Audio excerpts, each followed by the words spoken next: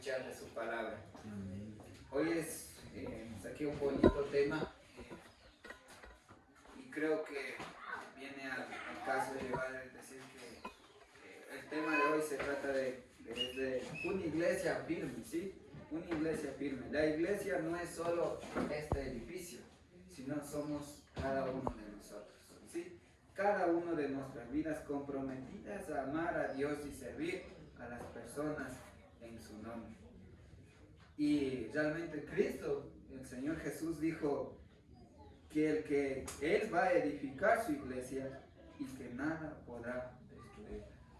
Entonces hoy vamos a hablar de una iglesia firme, una iglesia realmente que tiene pruebas, dificultades, pero he aquí en la firmeza del Señor. Si podemos ir a Mateo capítulo 16, los versículos 13 al 20. Mateo 16, 13 al 20. Aquí es cuando Pedro estuvo en Filipo, ¿sí? En la confesión de Pedro. Ahora, la palabra del Señor dice así: viniendo Jesús a la región de Cesarea de Filipo, preguntó a sus discípulos diciendo: ¿quién dicen los hombres que es el Hijo del Hombre? Ellos dijeron, unos Juan el Bautista, otros Elías y otros Jeremías o alguno de los profetas. Él les dijo, ¿y vosotros quién decís que soy yo? Respondiendo Simón Pedro dijo, tú eres el Cristo, el Hijo de Dios viviente. Entonces él respondiendo Jesús, bienaventurado eres, Simón hijo de Jonás, porque no te lo reveló carne ni sangre, sino mi Padre que está en los cielos. Y yo también te digo que tú eres Pedro, y sobre estas cosas edificaré mi iglesia, y las puertas del Hades no prevalecerán contra ella. Y a ti te daré las llaves del reino de los cielos, y todo lo que atares en la tierra será atado en los cielos, y todo lo que desatares en la tierra será desatado en los cielos. Entonces mandó a sus discípulos que a nadie dijesen que él era Jesús el Cristo. Ahora, aquí en el versículo 18 habla sobre la iglesia, ¿sí? Y dice, y yo también te digo que tú eres Pedro. Sobre esta roca edificaré mi iglesia, y las puertas del Hades no prevalecerán contra ella. ¿Qué es el Hades? Es el infierno, ¿verdad? Donde está el enemigo, el diablo, Satanás. Ahora, una de las cosas, de los pilares fundamentales que tiene la iglesia, y para ser una iglesia, como yo decía en mi tema, una iglesia firme, realmente debe estar sobre una roca, ¿sí? Nosotros sabemos la historia, ¿no es cierto?, de dónde fue edificado una casa, ¿verdad?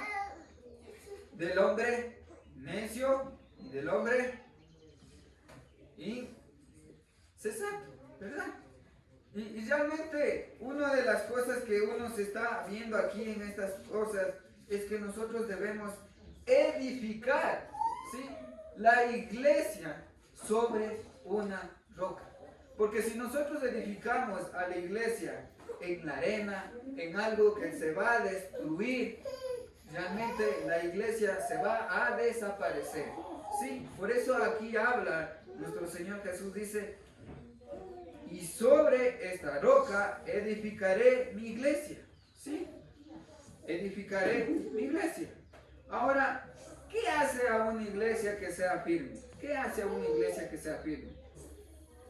Ahora, a veces no podemos medir la firmeza de una iglesia con tan solo observar el tamaño del templo o de la congregación que ahí se reúne, ¿sí? No podemos decir realmente medir la firmeza de una iglesia con tan solo observar el tamaño del templo o la congregación que ahí se reúne. Si no podemos medir eso. Ahora, una de las cosas que el Señor habla en su palabra, dice, voy a edificar mi casa sobre roca. ¿Sí? Si podemos ir a Mateo capítulo 16, 18, ¿sí? Ahí mismo estamos, y habla sobre él que va a edificar su casa.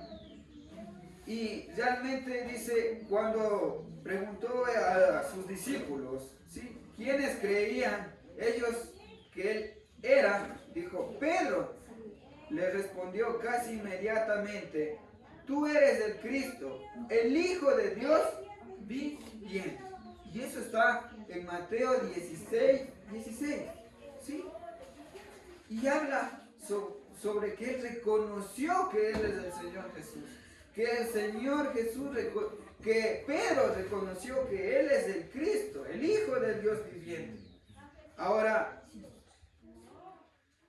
es sobre esta confesión de fe que hace Pedro a Cristo, que dónde va a edificar su iglesia. Si esta verdad fuera removida, su cimiento sería quitado y solo vendría a ser una institución más.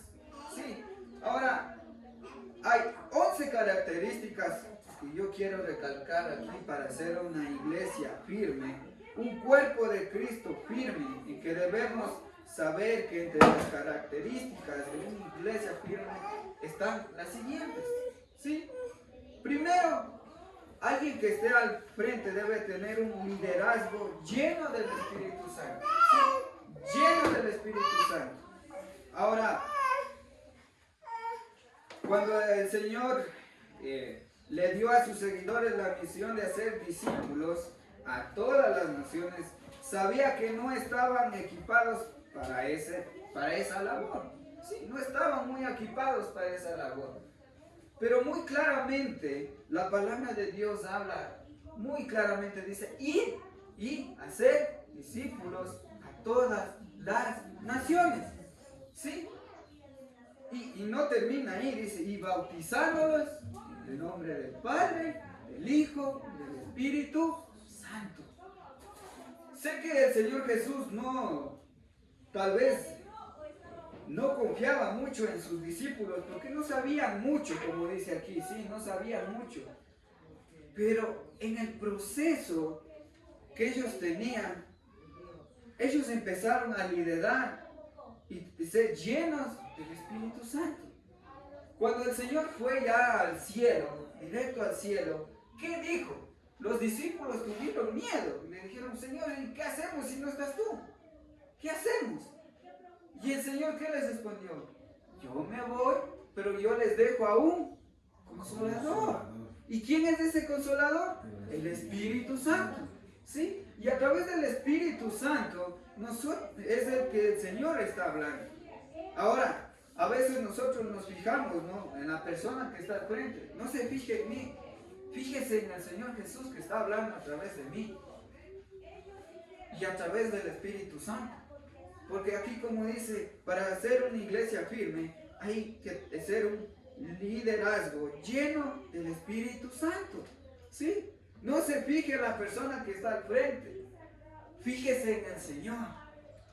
Sé que esta persona que está al frente, todos los días estoy aprendiendo. Todos los días. Y así mismo fueron los discípulos.